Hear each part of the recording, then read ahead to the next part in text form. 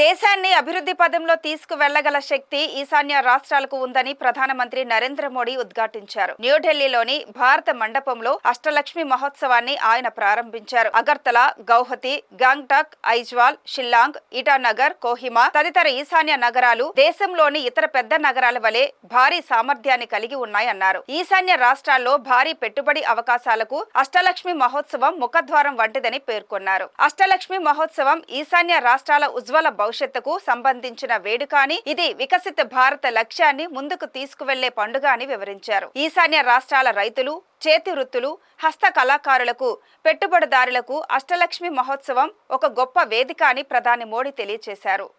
अष्टलक्ष्मी महोत्सव north east के बेहतर भविष्य का उत्सव है। ये विकास के नूतन सूर्योदय का उत्सव है जो विकसित भारत के मिशन को गति देने वाला है। आज नॉर्थ ईस्ट में इन्वेस्टमेंट के लिए इतना उत्साह है। बीते एक दशक में हम सब ने नॉर्थ ईस्ट रीजन के विकास की एक अद्भुत यात्रा देखी, लेकिन यहाँ तक पहुंचना सरल नहीं था।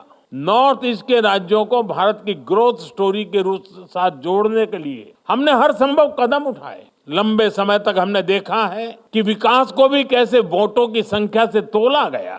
नॉर्थ ईस्ट के राज्यों के पास वोट कम थे, सीटें कम थी, इसलिए पहले की सरकारों द्वारा वहां के विकास पर भी ध्यान नहीं दिया। ये अटल जी की सरकार थी जिसने नॉर्थ ईस्ट के विकास के लिए पहली बार अलग मंत्रालय बनाए। साथियों, बीते दशक में हमने मन से प्रयास किया कि दिल्ली और दिल, इससे दूरी का जो भाव है वो कम होना चाहिए। केंद्र सरकार के मंत्री 700 से अधिक बार नॉर्थ ईस्ट के राज्यों में गए हैं, लोगों के साथ वहां लंबा समय गुजारा है। इससे सरकार का नॉर्थ ईस्ट के साथ, उसके विकास के साथ एक इमोशनल कनेक्ट भी बना। इससे वहां के विकास को अद्भुत गति मिली। मैं एक आंकड़ा देता हूं, नॉर्थ ईस्ट के विकास को गति देने के लिए 90 के दशक में एक पॉलिसी बनाएगी। इसके तहत केंद्र सरकार के 50 से ज्यादा मंत्रालयों को अपने बजट का 10% नॉर्थ ईस्ट में निवेश करना पड़ता था। इस नीति के बनने के बाद से लेकर साल 2014 तक जितना बजट नॉर्थ ईस्ट को मिला है, उससे